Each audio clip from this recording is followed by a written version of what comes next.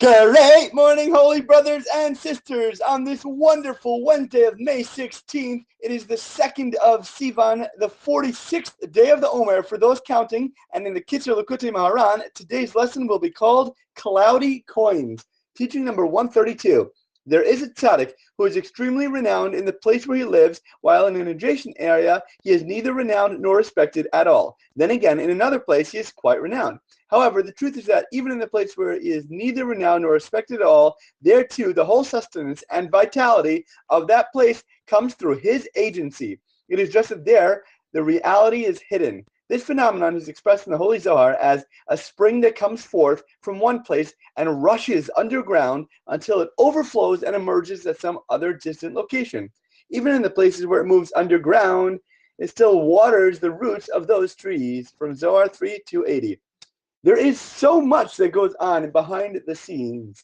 God works millions of different tracks so that we can get on a specific train at a specific time to get to a specific destination to sit next to a specific person that is specifically meant to help us in a very specific way. Teaching number 133. The fact in the Torah that the true tzaddikim radiate enormously great light throughout all the worlds, and their light is thousands and thousands of times greater than this world and all its vanities, may be true, but because people are deeply submerged in worldly vanities, since this is what appears most immediately to their vision, and since they imagine that there is nothing better than this, therefore this world, which is actually very small and minuscule, and of absolutely no substance or consequence whatsoever, stands in front of their eyes and prevents them from seeing the great and holy light of the Torah and the true tzaddikim, the righteous ones.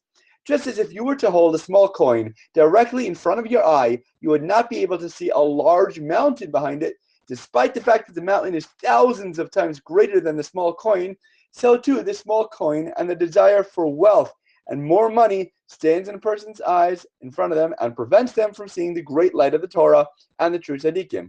But if a person reflects upon this fact and really takes to heart that a tiny little thing like this is actually blocking him and preventing him from seeing such great lights, and all because of it is directly in front of his eyes, then with the slightest effort, he can easily push this world out of his line of vision. That is to say, he can turn his eyes away from this world and simply not look at it. Instead, he'll lift up his head, raise his eyes, and look above the tiny little world which is obstructing and blocking his vision. Then he will at once merit to see the great and lofty light of the Torah and the true tzaddikim in all its fullness.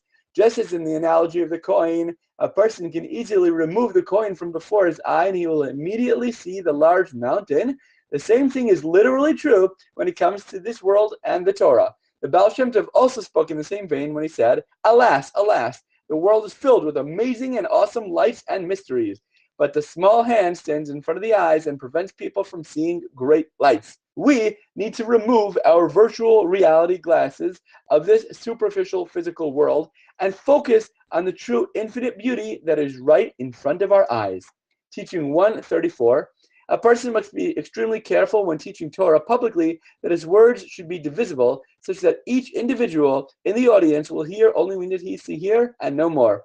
And even though the person is speaking at the same thing in front of the same people everywhere, only what is relevant and necessary for each individual is what should enter his heart. That is why and how, when many people sit in the same room and hear the same lecture, each person can actually feel a direct, unique, special, and relatable message to learn and grow from.